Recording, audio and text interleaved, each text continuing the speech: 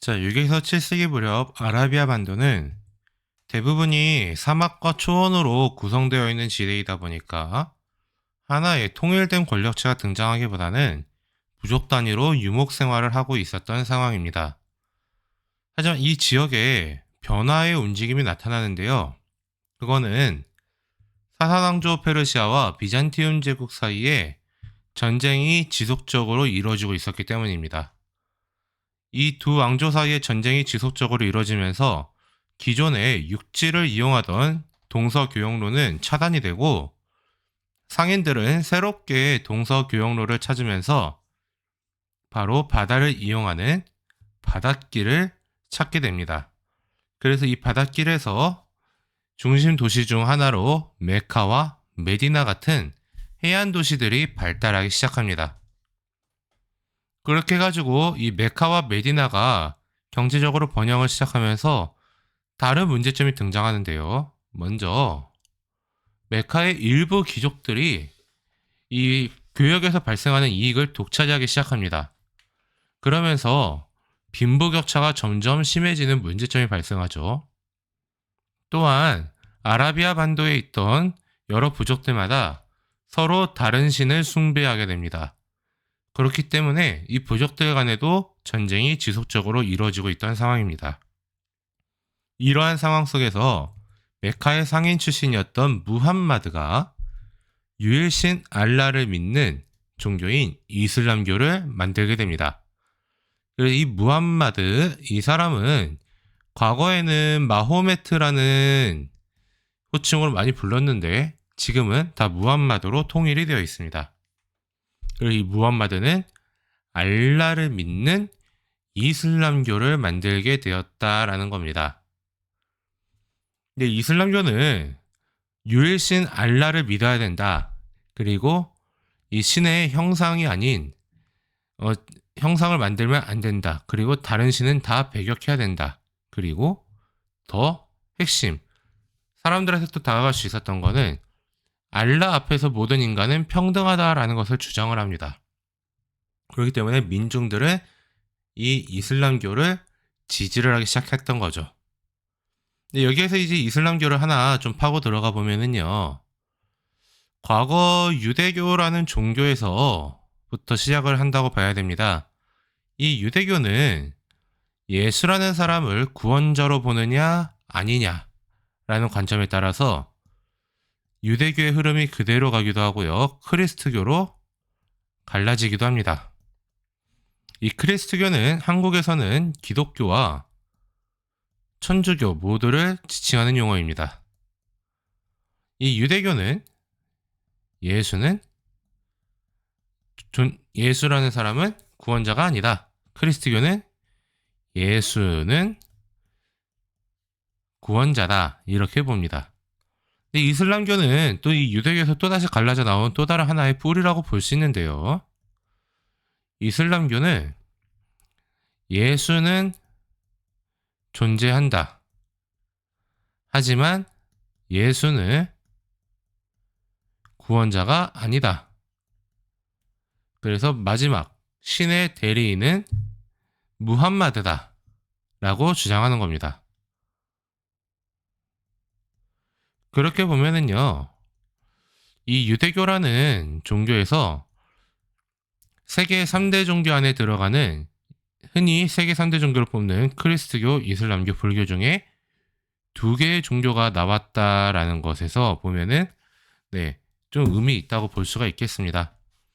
그래서 이 종교에서 말하는 유대교의 야훼, 그리고 크리스트교의 하느님과 하나님, 이 천주교에서는 하느님, 기독교에서는 하나님으로 부르죠. 그리고 이슬람교의 알라는 사실 다 같은 존재다라고 종교학계에서는 이야기합니다. 하지만 각 종교에서는 그렇게 인정하지는 않죠. 그래서 일단은 학문적으로는 야훼와 하나님, 그 다음에 알라는 같은 존재다라고 이야기한다라는 겁니다. 근데 이 무함마드가 이슬람교를 만들었을 때 이것이 환영이 받는가라고 했었을 때 백성들은 환영하죠. 민중들은 환영하는데 가지고 있었던 기득권층들은 오히려 무함마드를 박해합니다. 그래서 무함마드는 그래서 초승달이 뜬 밤에 메카를 탈출해서 메디나로 피신하는데요. 이 피신한 사건을 헤지라라고 합니다. 메카에서 메디나 400km 떨어진 메카에서 메디나로 이동한 이 사건, 이것을 헤지라라고 한다라는 겁니다. 그래서 지금 이슬람 국가들은 대표적인 이슬람 국가 중 하나인 알제리와 터키의 국기인데요. 이렇게 초승달과 별이 그려져 있습니다. 이것은 무함마드가 헤지라, 즉 메카에서 메디나로 피신할 때 밤에 초승달이 떠 있던 것을 기념하기 위해서 이렇게 국기에 새겨 넣은 겁니다. 대부분의 나라들, 이슬람교를 국교로 하는 대부분의 나라들은 다 국기에 저 초승달과 별이 그려져 있습니다. 그래서 메디나로 피신한 무함마드는 메디나에서 점점 세력을 확장하게 되고요. 그래서 다시 메카를 장악하고 아라비아 반도를 대부분 통일합니다. 그러고 나서 얼마 안 돼서 무함마드는 죽게 되죠. 이렇게 무함마드가 만든 이슬람교는요, 바로 이 쿠란에서 이슬람교도가 해야 될 5가지 의무를 규정하고 있는데요. 제일 첫 번째는 매일 5번씩 메카를 향해 예배를 해야 된다라는 겁니다. 이건 아무 때나 하는 게 아니고요. 시간이 정해져 있습니다. 그래서 과거에는 사람들이 메카 방향을 알기 위해서 이 방향을 보는 기술이라든지 지리학 이런 것들이 많이 발달하게 되고요. 오늘날에는 스마트폰 어플에서 알아서 알람도 울려주고 그 다음에 이 GPS 기능을 이용해서 메카 방향이 어디인지 정확하게 알려주기도 합니다. 그래서 매일 5번 메카를 향해 예배해야 된다라는 거. 그래서 모스크, 이슬람 사원에서는 그 미나렛, 이슬람 사원에는 반드시 높은 첨탑이 하나, 2개씩, 4개씩, 6개씩 세워집니다. 그 미나렛이라고 부르는 이 첨탑에 뭐 대형 스피커를 장착을 해가지고 때가 되면은 알아서 사람들에게 알려주기도 합니다. 자, 그리고 둘째, 이슬람권에서는 라마단이라고 매년 1달 정도 이렇게 해가 떠 있는 동안은 금식하고 밤에는 이제 음식물을 먹으면서 무함마드가 메카에서 메디나로 피신하고 그러면서 고행을 겪었던 이것을 기념하는 주간이 있습니다. 이 주간은 지금도 독실한 이슬람 신자라면 누구나 다 지키고 있는 주간이고, 라마단 기간에는 이슬람권에선 식당들은 낮에 문을 다 닫는다고 합니다. 그래서 뭐 유명 스포츠 선수들도 이 라마단 기간에는 낮에 경기를 해도 음식을 먹을 수 없기 때문에 체력 관리하기 위해서 특별히 뭐 체력 관리하는 트레이너를 고용한다든지 하는 방법을 통해서 이 라마단 기간을 지키고 있다고 알려져 있습니다. 셋째는 알라 외에는 다른 신은 없고 무함마드는 알라의 사도이다라는 신앙 고백을 해야 한다는 점입니다.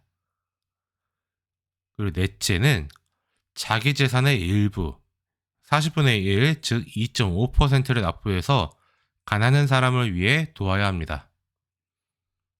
이 이슬람교는 신 앞에서 모든 사람은 평등하다라는 것을 이야기합니다. 그렇기 때문에 이 빈부격차를 뭐 고민을 안 할 수가 없겠죠. 그래서 이슬람교는 내가 만약에 100만 원을 번다고 하면은 2만 5천 원을 내서 어려운 사람들을 위해서 돕게 하자라는 이렇게 조항을 만들어 놓게 됩니다. 그래서 그 구제의 역할도 종교에서 하고 있다라는 점이죠. 그리고 마지막 5번째는 평생에 한 번 메카를 성지순례해야 된다라는 조항이 있습니다. 근데 이게 반드시 내가 여력도 안 되는데 억지로 가라는 건 아니고요. 내가 여력이 될 경우에 평생에 한 번 메카를 성지순례해야 된다라는 겁니다. 그래서 위에 있는 사진은 메카에 가면 카바 신전이 있는데요. 그 카바 신전에서 이렇게 사람들이 다 모여 있는 겁니다. 과거에는 저기에서 압사 사고도 많이 났다고 알려져 있습니다. 근데 지금도 뭐 일어나기는 하는 것 같은데요. 네, 요즘에는 시대가 많이 바뀌어서 저거를 온라인으로 생중계도 한다고 합니다. 그렇기 때문에 과거만큼은 아니었던 것 같은데 지금도 메카는 이슬람교도가 아니면 갈 수 없는 도시로도 알려져 있습니다. 자, 이렇게 해서 이슬람교도가 평생 해야 될 5가지 의무도 한번 봤는데요. 어찌되었든 간에 이슬람교가 만들어지고 나서 얼마 안 가 무함마드가 죽습니다. 무함마드가 죽은 뒤에 무함마드의 피를 이어받은 칼리프라는 사람들을 선출합니다. 이 시대를 바로 정통 칼리프 시대라고 하는데요. 이 시대에는 이집트, 사사왕조 페르시아와 같은 주변에 있는 나라들을 하나씩 다 정복을 해 나가게 됩니다. 자, 여기에 나와 있는 칼리프라는 용어가 있습니다. 칼리프는 바로 이 이슬람 사회의 정치, 종교적 지도자를 지칭하는 용어가 칼리프라는 용어입니다. 나중에 뒤에 가면 술탄이 나오는데요. 이 술탄이 나올 때쯤에는 이 칼리프라는 용어도 성격이 바뀌게 됩니다. 추후에 술탄과 칼리프로 나뉘게 되면은 술탄이 정치적 지도자, 칼리프가 종교 지도자 역할을 한다라고 보시면 되겠습니다. 그래서 이 처음에 정치 종교 지도자 역할을 하던 이 칼리프는 선출직이긴 합니다만 무함마드의 자손만이 이거를 할 수 있었던 겁니다. 하지만 이 4대 칼리프였던 알리가 암살이 되면서 무함마드의 자손이 아닌 무아위야라는 사람에 의해서 우마이야 왕조가 성립이 되거든요. 근데 이 우마이야 왕조가 성립이 되면서 이슬람 사회는 2가지로 쪼개지게 됩니다. 바로 수니파와 시아파의 분열인데요. 자, 어찌되었든 간에 이 무함마드 사후에 쭉 무함마드의 피를 이어받은 칼리프가 선출이 되다가 이 무아위야라는 사람에 의해서 우마이야 왕조가 만들어지면서 이제는 무함마드의 자손이 아니라 그냥 이슬람 교도라면은 칼리프를 할 수 있다라고 하는 이 세습 칼리프 시대가 열리게 됩니다. 그러고 나서 이 수니파와 시아파가 분열이 되죠. 그래서 이 4대 칼리프 알리가 암살이 되면서 이 수니파, 시아파가 분열되었다라는 것도 볼 수 있겠습니다. 자, 오른쪽에는 제가 이슬람 국가의 종파를 이제 좀 분열해 놓은 신문 기사의 사파를 가져왔는데요. 도표를 가져왔는데 연합뉴스가 2014년에 보도할 때 썼던 자료입니다. 그리고 보면 여기에는 수니파, 시아파가 있는데요. 수니파가 대략 한 85에서 90%, 시아파가 나머지 10에서 15% 정도를 차지합니다. 자, 수니파는요. 수니파를 이야기하자면 시아파.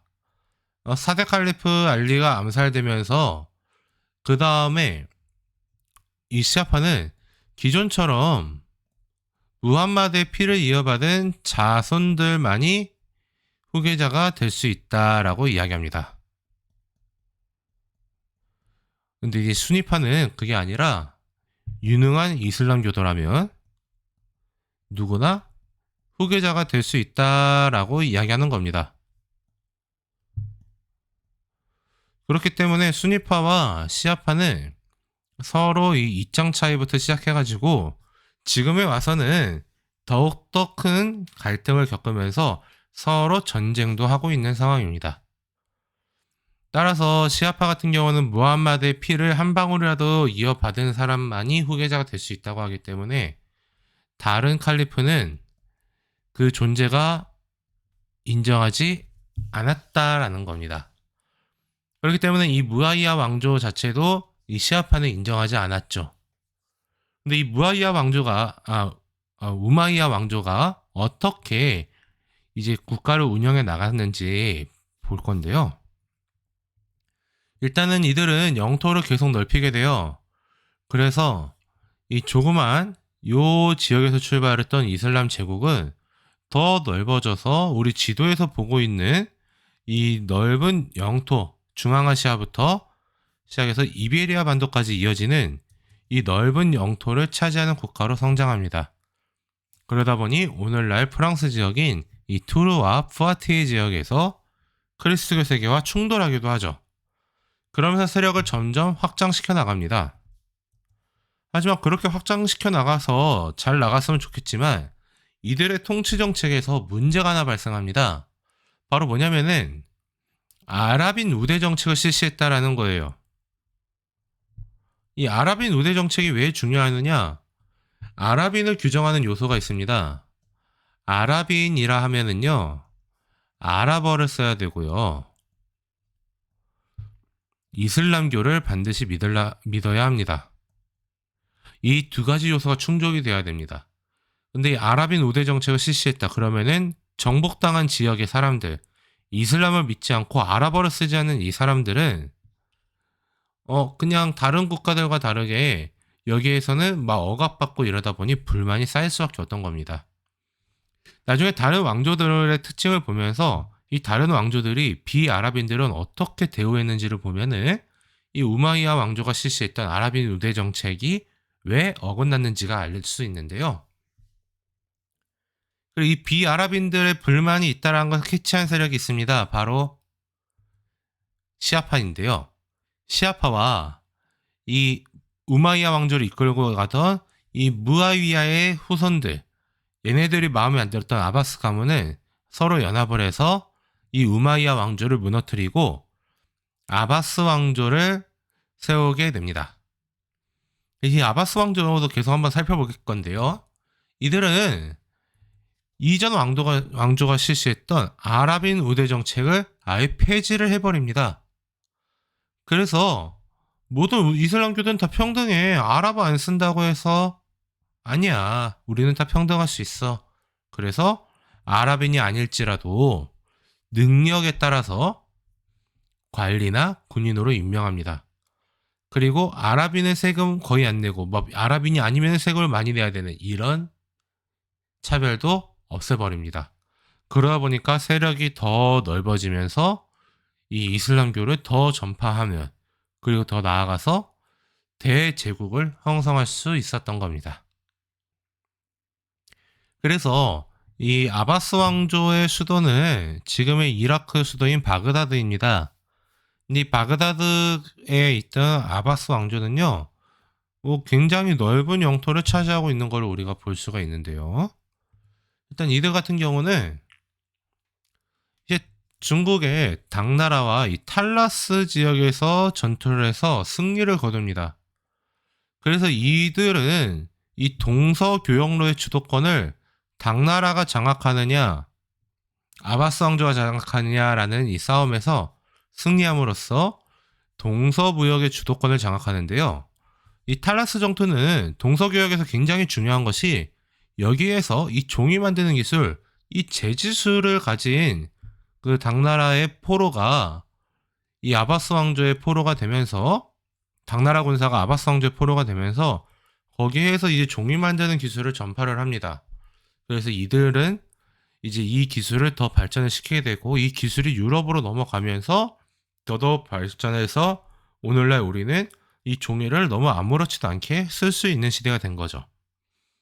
그런 의미에서 이 재지술이 동아시아 지역에만 있던 것이 아니라 이제 더 나아가 서아시아와 유럽 지역까지도 전파될 수 있었던 계기가 되었던 사건이 바로 이 탈라스 전투라는 점에서 굉장히 중요한 전투라고도 볼 수 있는 겁니다. 그리고 또 하나는 만들어진 지 얼마 안 된 제국이 동양과 서양을 이어가는 이 동서교역로의 중간에서 주도권을 장악할 수 있는 발판이 되었다라는 점에서도 이 전투는 중요하다고 볼 수 있겠습니다. 그다음 아바스 왕조는 이렇게 잘 가나 싶지만 이 우마이야 왕조에서 부물만을 갖고 있던 사람들은 아바스 왕조뿐만이 아니었어요. 아바스 왕조는 시아파 국가이기 때문에 우마이야 왕조의 부활을 이야기했던 후 우마이야 왕조도 있고요. 그 다음에 이 이집트 지역에서 등장했던 파티마 왕조도 있습니다. 점점 가면 갈수록 이 아바스 왕조의 영역은 좁아졌던 거죠. 그래서 이슬람 세계에는 그래서 아바스 왕조에도 칼리프가 존재하고 우마이야 왕조에서도 칼리프가 존재하고 파티마 왕조에서도 칼리프가 존재하는 새 칼리프 시대가 열리게 됩니다. 이 칼리프라는 거는요, 이슬람권의 정치 종교적 지도자입니다. 그렇기 때문에 사실 칼리프는 하나만 있어야 되죠. 종교적 지도자의 역할을 하기 때문에. 근데 세 개로 분열이 되어 있었다라는 겁니다. 근데 이 아바스 왕조가 이 칼리프의 지위를 포기하게 되는, 일종의 넘겨주게 되는 일이 하나 벌어집니다. 바로 이 셀주크 티르크라는 애들이 등장하기 시작하면서인데, 근데 요 셀주크 티르크 중앙아시아 쪽에서 일어났던 애들이요, 쭉 세력을 확장하면서 바그다드로 들어오게 돼요. 그래서 바그다드에서 있던 아바스 왕조의 칼리프로부터 술탄이라는 칭호를 이어받게 됩니다. 그럼 아바스 왕조가 없어진 거냐? 없어진 게 아니에요. 그래서 이 술탄은 누가 되느냐? 셀주크 티르크가. 그러면 칼리프는 누가 되느냐? 이거는 아바스 왕조가. 이렇게 하게 되는데요. 이 칼리프라는 용어의 성격이 바뀌게 됩니다. 칼리프는 처음에는요, 정치 종교의 지도자였는데, 이 아바스 왕조가 이 바그다드를 점령한 셀주크 티르크에게 술탄이라는 칭호를 넘겨주게 되면서 술탄은 정치 지도자의 역할을, 칼리프는 종교 지도자의 역할을 하게 되었던 겁니다. 네, 셀주크 티르크는 이렇게 술탄의 칭호를 얻게 되면서 세력을 점점 더 확장을 하는데요. 이들을 확장하는 과정 중에서 자연스럽게 예루살렘을 차지하게 되면서 그리스도교 세계와 충돌을 빚습니다. 근데 예루살렘만 차지하는 게 아니고 당시 그리스도교 세계의 중요한 도시 중 하나였던 콘스탄티노폴리스, 오늘날 이스탄불도 위협하게 되는 겁니다. 그러니까 이스탄불, 콘스탄티노폴리스는요, 이 그리스도교 세계에서는 동쪽의 가장 중요한 도시였던 거고요. 예루살렘은 성스러운 도시, 성지입니다. 그렇기 때문에 이 유럽 대륙에, 서유럽 대륙에까지 있었던 이 그리스도교 왕국들은 위기의식을 느끼게 되는 겁니다.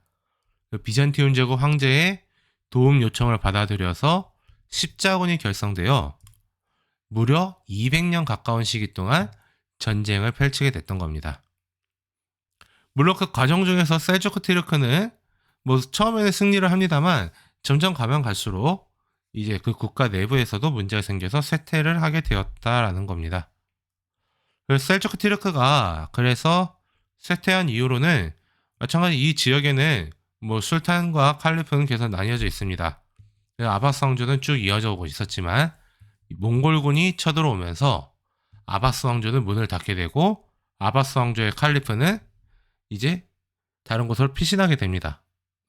그리고 이 지역에는 당시 몽골군의 총사령관이었던 훌라구가 당시 몽골의 칸으로부터 이 지역에 대한 자치권을 위임받으면서 이 자신의 이름을 딴 훌라구 울루스라는 것을 성립을 시키게 됩니다. 울루스는 몽골에서의 국가를 지칭하는 명칭이라고 쉽게 보시면 되는데요. 이 훌라구가 만든 국가라는 뜻으로 보시면 됩니다. 그래서 몽골의 황제 칸으로부터 자치권을 위임받으면서 이 지역에 자신의 울루스를 세움으로써 아바스 왕조는 역사의 뒤로 사라지게 됩니다. 이렇게 해가지고 이슬람교가 만들어지면서 대략 한 5, 600년 정도 이 서아시아 지역에서의 역사가 어떻게 발전되었는지 대략 간략적으로 살펴봤는데요. 자, 그렇다면 이슬람 세계의 사회는 어떻게 돌아가느냐 한번 볼 필요 있습니다. 이 이슬람 세계는요, 이 쿠란이 굉장히 중요합니다. 이 쿠란의 가르침을 따라서 생활을 하게 됩니다. 이 쿠란은 아랍어로 써져 있는데요. 이거는 절대 번역을 하면 안 되게 되어 있습니다. 물론 지금은 번역 다 되어 있습니다. 그래서 일단 쿠란의 가르침을 중심으로 생활하기 때문에 종족, 계급에 따른 차별 없습니다. 쿠란에서는 평등을 이야기하기 때문이죠. 그리고 다른 종교를 갖고 있었다라고 하더라도요, 이 지즈야라는 세금을 부여를 합니다. 지즈야만 납부하면은 종교의 자유를 인정을 해줘요. 그리고 이슬람으로 개종할 경우에도 이 지지야는 없어지는 거죠. 그렇기 때문에 이 이슬람 세력은 빠르게 성장을 합니다. 왜냐? 이슬람한테 정복을 당해도 지지야만 내면 되거든요. 그리고 심지어 그냥 이슬람으로 바꾸면은 세금도 면제해줬다라는 겁니다.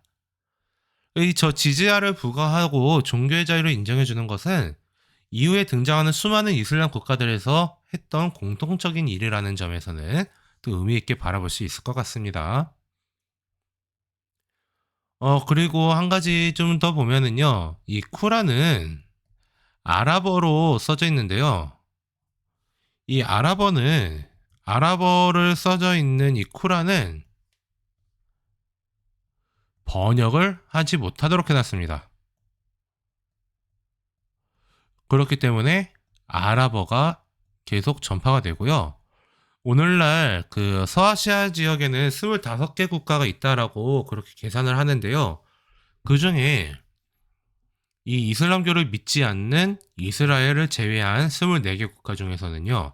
이란과 터키를 제외하고는 페르시아어를 쓰는 이란, 그 다음에 튀르크어를 쓰는 터키를 제외한 나머지 국가들은 다 아랍어를 사용하게 되는 그런 원인이 바로 이 쿠란의 번역이 금지된 데서 오게 됩니다.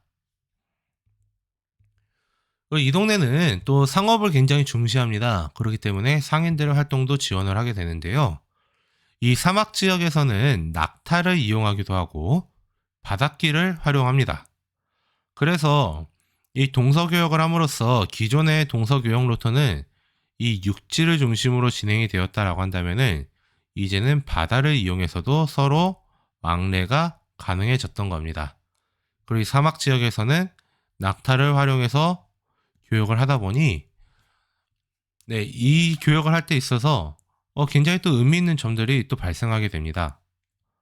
바로 중국이 개발했던 재지술, 종이 만드는 기술과 나침반, 화약이 이 지역으로 넘어와서 유럽으로 전파가 되게 돼요. 그렇게 해가지고 이 세계 역사를 뒤바꾸는 그런 큰 일이 벌어지기도 합니다. 그리고 이렇게 무역을 전개하는 과정 중에 대도시들이 발달을 하게 되는데요.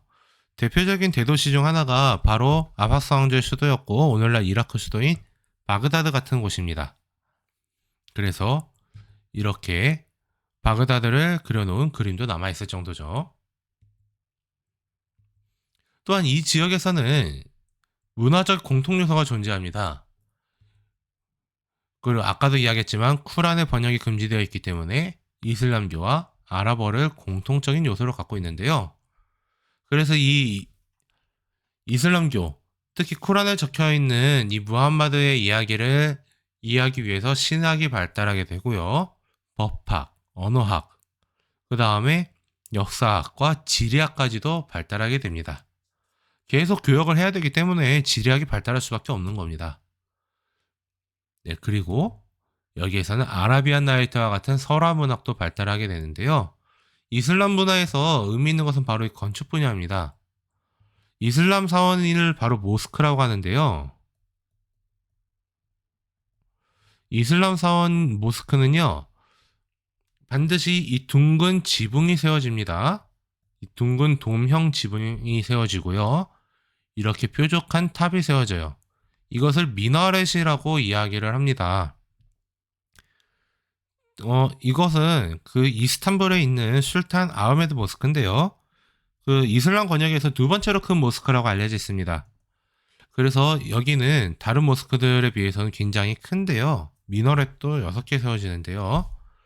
일단 그림으로 그려보면 이슬람 사원은 이렇게 지붕이 둥근 형태의 돔형이 반드시 올라가야 되고요. 이 모스크 옆에 미너렛이 작은 데는 2개, 일반적인 데는 4개, 앞뒤로 2개씩, 그리고 이렇게 큰 사원은 6개가 세워지고요. 딱 7개 세워져 있는 게 있는데 그것이 바로 메카의 카바 신전입니다. 그리고 이 모스크에는 이 신의 형상을 만들 수 없기 때문에 이 여러 가지 기하학적인 문양인 바로 아라베스크 무늬가 발달하게 됩니다.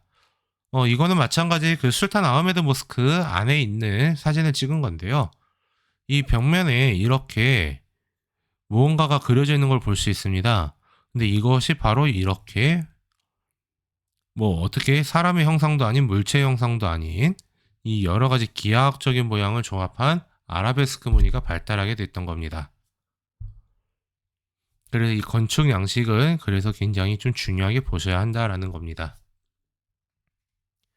그리고 이 이슬람계에서는 자연과학도 발달하는데요. 인도에서 발달했던 이 숫자를 받아들여서 아라비아 숫자가 만들어지게 됩니다. 이것은 오늘날 우리가 쓰고 있죠. 그리고 화학도 발달하게 됩니다. 그래서 이 화학은 금을 만드는 기술인 연금술을 연구하는 과정에서 발달하게 되는데요. 오늘날 우리가 쓰고 있는 알콜, 알칼리, 대수, 알고리즘 이러한 용어들은 사실 다 아랍어에서 나와서 영어로 바뀐 것이다 라는 겁니다. 그래서 알콜, 알칼리, 알제브라, 그 다음에 콰리즘이가 알고리즘 이렇게 바뀌는 걸 볼 수가 있죠. 그래서 아까도 봤지만 재지술, 나침반, 화약은 전파돼서 유럽 과학에 매우 큰 영향을 주고 세계를 뒤바꿨다라는 겁니다. 이렇게 해서 이제 그 이슬람 세계의 특징에 대해서 봤는데요. 이 이슬람 세계는 아까 봤던 이 훌라구 울루스가 등장하면서부터 굉장히 다원화된 사회로 바뀌게 됩니다. 그걸 다음 시간에는 그 이슬람 세계의 다원화에 대해서 한번 보도록 하겠습니다.